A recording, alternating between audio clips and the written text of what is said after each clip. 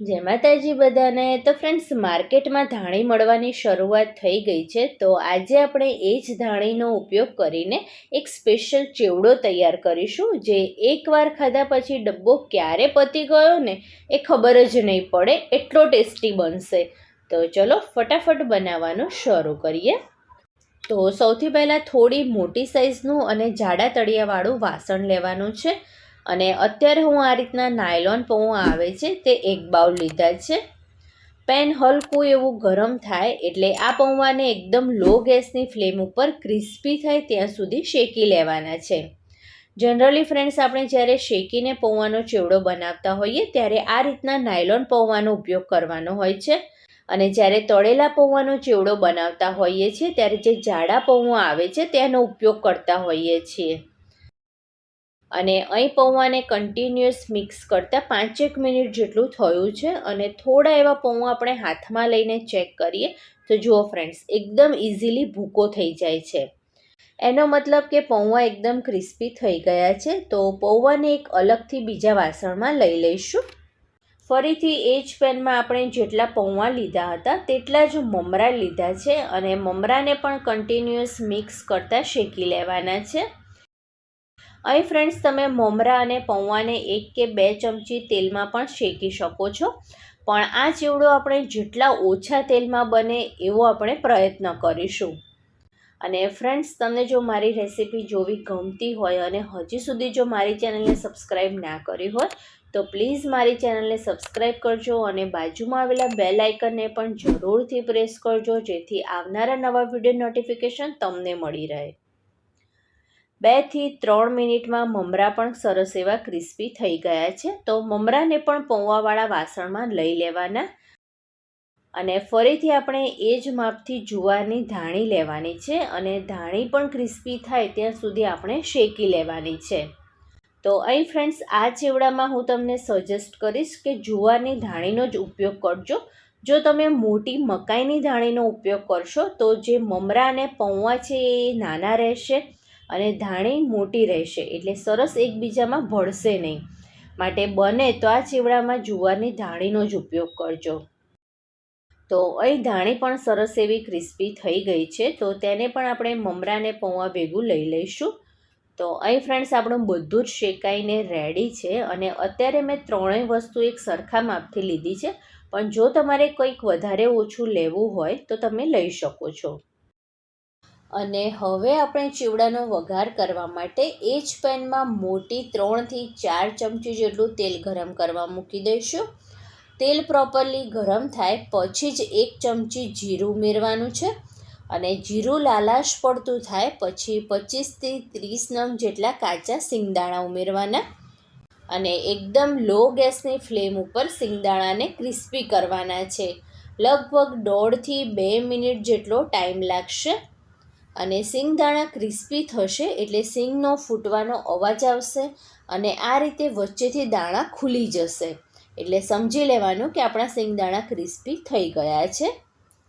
3 થી 4 ચમચી દાળિયા અને 10 થી 15 જેટલી બદામને રફલી ટુકડામાં કાપીને લીધી છે.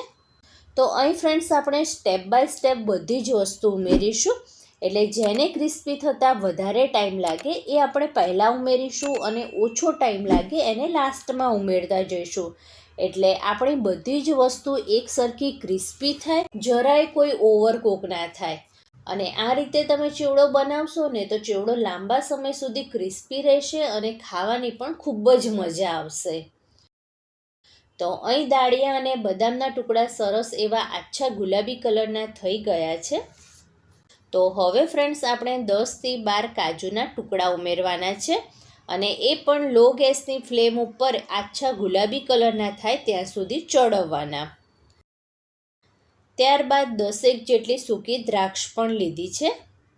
અને ચેવડાનો ટેસ્ટ વધારવા માટે 3 થી 4 ચમચી જેટલી કાચી વરિયાળી અને સફેદ તલને પણ ઉમેરીશું. અને હજી ફ્રેન્ડ્સ, તમારે જો સૂકા ટોપરાની પતલી પતલી છીણ તૈયાર કરીને ઉમેરવી હોય તો એ પણ તમે ઉમેરી શકો છો. અને હવે ફ્રેન્ડ્સ, તમે જુઓ વઘારમાં બધી જ વસ્તુ એકદમ ક્રિસ્પી થઈ ગઈ છે. તો લાસ્ટમાં આપણે 20 થી 25 નંગ જેટલા મીઠા લીમડાના પાન ઉમેરવાના છે. લીમડો પણ એકદમ ક્રિસ્પી થાય ત્યાં સુધી કરવાનો છે, કારણ કે જો થોડો પણ લીમડો સોફ્ટ એટલે કે જો ભેજવાળો રહી જશે ને તો 2-4 દિવસમાં જ આપણો આ ધાણીનો ચેવડો હવાઈ ગયો હોય ને એવો લાગશે. એટલે લીમડાના પાના ખખડે ને એવા ક્રિસ્પી કરવાના. તો બસ વઘાર પ્રોપરલી ચડી ગયો છે. તો હવે આપણે બીજા બેઝિક મસાલા કરી દઈએ. તો 1.5 ચમચી લાલ મરચું પાવડર, 1 ચમચી હળદર પાવડર, સ્વાદ અનુસાર મીઠું અને ચેવડાનો બધો જ મસાલો અત્યારે હું કરું છું, એટલે મીઠું અને તીખાશ તમે જે રીતે ખાતા હોય એ પ્રમાણે લેવાનું.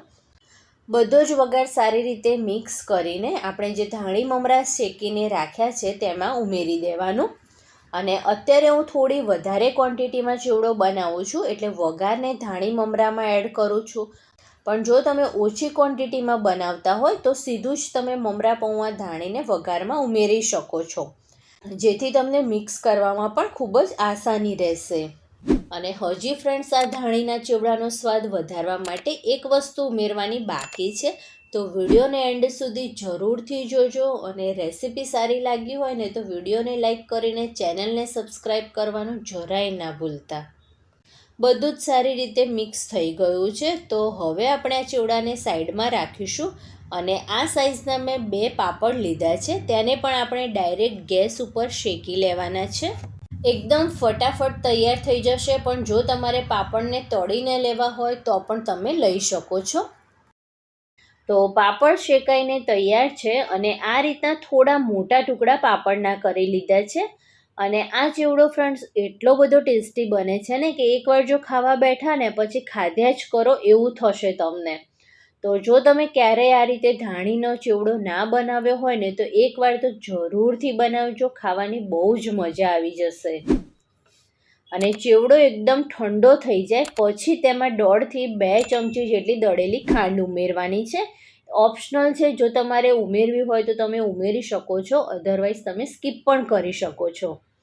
અને અહીં એક વાતનું ખાસ ધ્યાન રાખવાનું કે જ્યારે પણ તમે મમરા કે કોઈ પણ ચેવડો બનાવો ત્યારે એકદમ ઠંડો થઈ જાય પછી જ ખાંડ ઉમેરવાની.